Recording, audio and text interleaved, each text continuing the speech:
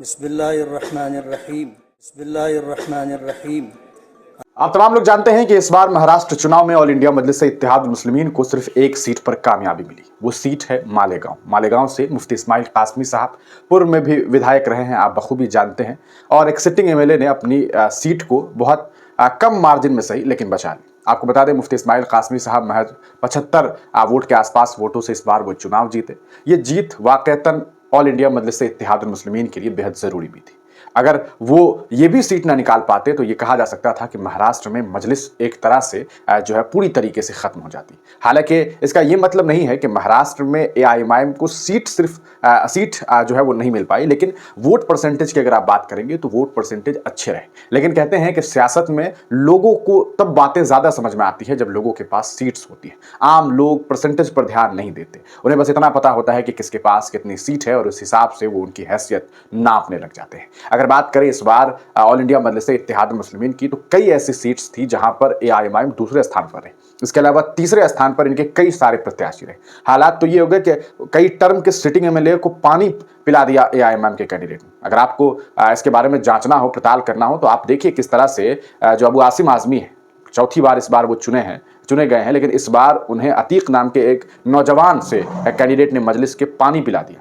यानी कि जो आदमी खुद 30,000 35,000 वोट से चुनाव जीतता था, वो महज 10,000 12,000 मार्जिन से इस बार चुनाव जीत सका। और एक ऐसा लड़का जो कभी राजनीति में नहीं आया, जिसके पास ना पैसा है ना राजनीतिक घराना है, वो चुनाव लड़ता है और 42,000 वोट लेकर के आ जाता है सामने वाले प्रत्याशी के, उस प्रत्याशी के सामने जो पिछले 15 सालों से जो है वो लगातार वहां पर एज ए विधायक काम कर रहा।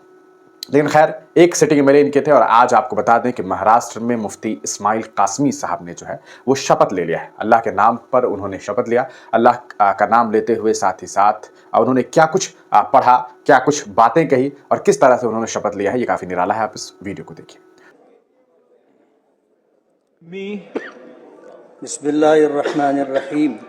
अल्हम्दुलिल्लाहिल्लज़ी बिनिअमतिही व तौफ़ीक़िही ततिम्मुस सालिहात वस्सलातु वस्सलामु अला नबीना मुहम्मद सल्लल्लाहु अलैहि वसल्लम। मैं मुफ्ती मोहम्मद इस्माइल अब्दुल खालिक, जिसे महाराष्ट्र असम्बली का रुकन मुंतखब किया गया है, अल्लाह पाक के नाम पर हलफ लेता हूँ कि भारतीय कानून की पासदारी करते हुए भारत की अखंडता और सालमियत के लिए जद्दोजहद करता रहूँगा और बहैसियत एमएलए अपनी जिम्मेदारियों और अपने फ़राइज़ को पूरी ईमानदारी के साथ अंजाम देता रहूँगा। जय हिंद, जय महाराष्ट्र। श्री राजेश क्षीरसागर, श्री पराग अडवणी। तो देखा आपने, ये थे मुफ्ती इस्माइल कासमी साहब, जिन्होंने इस बार जो है वो मजलिस के चुनाव चिन्ह से एक बार फिर कामयाबी हासिल की, और कामयाब होने के बाद उन्होंने बहुत शानदार तरीके से अपने अल्लाह का नाम लेकर के उन्होंने जो है वो शपथ लिया है। कहते हैं कि ऑल इंडिया मजलिस-ए-इत्तेहादुल मुस्लिमीन वैसे भी एक अकेले नेता की वजह से ही जाना जाता है। अगर देश की पार्लियामेंट की बात करेंगे तो जब भी जिक्र पार्लियामेंट की हो तो मेन स्ट्रीम मीडिया एक नेता को जरूर हमेशा दिखाती है, वो है असदुद्दीन ओवैसी।